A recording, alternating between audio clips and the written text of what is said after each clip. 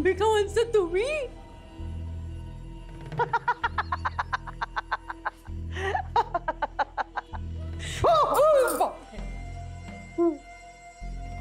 मी जिथे जाते ना तिथे भीती पसरणं गरजेचं आहे.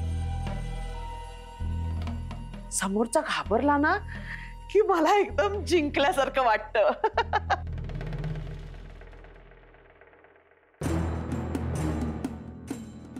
आर्या, ओळखलं नाहीस तुम्हाला? ओळखलं ना, तुम्ही सारंगच्या आत्या ना. लहानपणी तुम्ही इकडे यायचा तेव्हा मी सगळ्यात जास्त तुम्हालाच घाबरायचे.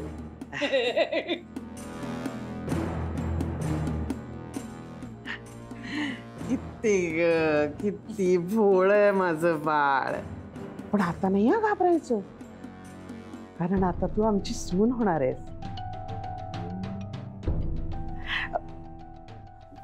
माफ कर मला, मी तुमच्या साखरपुड्याला येऊ नाही शकले.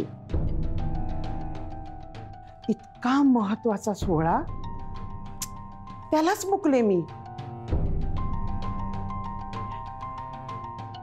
पण साखरपुडा झालाच नाही ना. नाही नाही, मला कळलंय सगळं.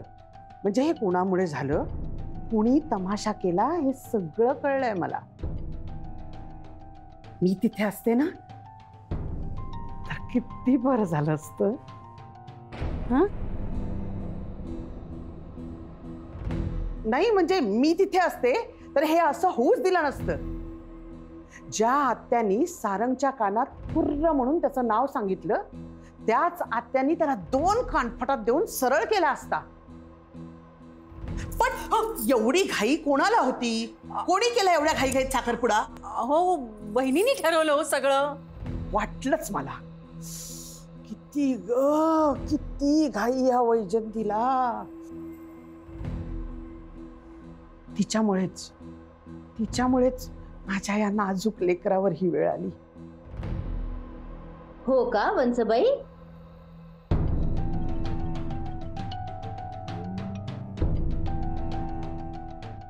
त्या लेकराच्या काळजीनेच आले ना आत्या घरी? नाही, नवरात्रीत तुम्हाला वेळ नव्हता, साखरपुड्यालाही तुम्हाला यायला जमलं नाही. पण घरात काही वाईट घडलंय असं तुम्हाला ऐकू आलं की लगेच धावत धावत येता. त्यालाच काळजी म्हणतात नाही?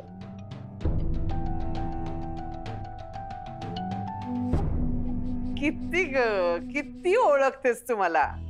काय ना, शहाणी माणसं वेड्यासारखी वागायला लागली ना तर काळजी ही वाटणारच.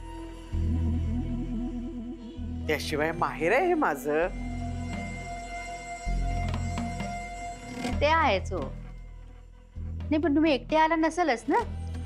म्हणजे आणखीन कोण कोण आलंय बरोबर? म्हणजे काय, माझं फुलपाखरू आलंय माझ्या बरोबर. म्हणजे माझी लेक, आमचे हे पण आलेत. आम्ही अगदी एकत्रच आलोय सगळे.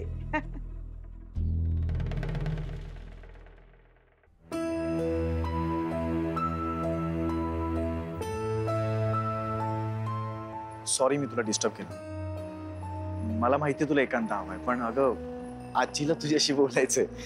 मी फोन लावून देतो, बोल.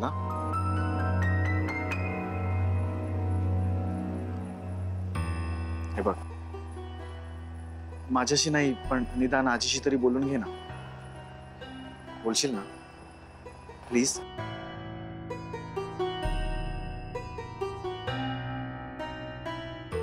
एक मिनिट.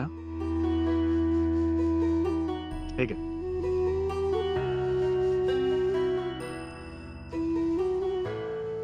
मोठ्या मालकीन. काय म्हणालीस? मोठ्या मालकीन? अगं मी फक्त तुझ्यासाठी आजी आहे. आजी म्हण आजी. आजी बोला ना. अगं तूच आहेस ग जिनं माझा स्वतःवरचा विश्वास परत जिवंत केला. 20 वर्षांनंतर देवीच्या पूजेचं फूल माझ्या हातात देणारी तूच होतीस ग.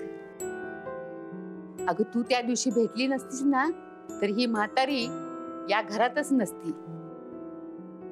अगं या घरात काय जगातच नसती. आजी अहो असं काय बोलू नका तुम्ही.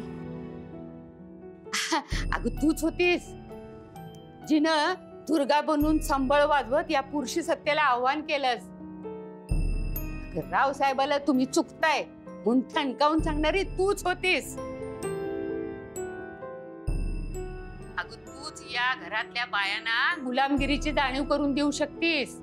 हा अगं आमच्याकडं मोठमोठं बंगला आहेत, आलिशान गाड्या आहेत, दागदागिने आहेत, आम्ही मिरवतो सुद्धा. पण आम्हाला हिम्मत मिरवायची आहे.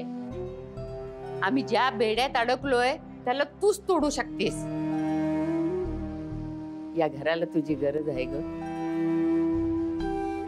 लवकर ये बाळा, लवकर घरी ये. आजी आम्ही रोजंदारीनं काम करतो. कधी आईसोबत खुरपायला जाते, कधी पणत्या रंगवते, कधी कोणाच्या शेतात जाऊन काम करते.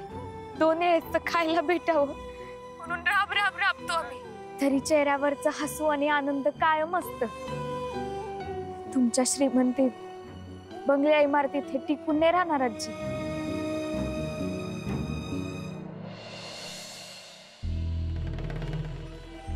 म्हणजे मी मला स्वतःला खूप भाग्यवान समजते ग की माझा जन्म या घरात झाला. सोन्यासारखा दादा आहे ग माझा. त्याची धडपड, त्याची प्रगती मी माझ्या डोळ्यांनी बघितलीये. शिवाय माझ्यासाठीही माझा दादा किती झटलाय ना हे माहितीये मला. सोन्यासारखा संसार आहे ग माझा. फुलपाखरासारखी लेक दिली आहे मला देवानी. हा आता मुलगा नाहीये माझ्या नशिबात म्हणून मी काही कुडत नाहीये बसले. सारंगला आणि युवराजला माझेच लेख समजत आलीये मी. पण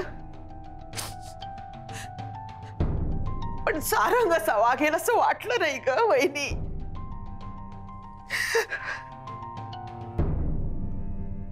वंस, तुम्ही नका यात पडू. तुम्ही केलेलं सांत्वन सुद्धा त्रास देऊन जातं. आणि जे एकदा वाईट घडून गेले ते परत उकरू नका. पण नेमकं असं काय घडलंय ग?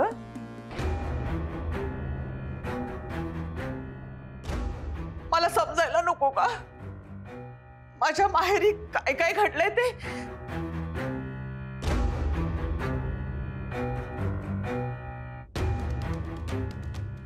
ज्या घरामध्ये आधीच दुःख आहे त्या घरात आपल्या वागण्याने दुःख आणखीन वाढवण्याची कला खूप कमी लोकांमध्ये असते. हो ना वंस?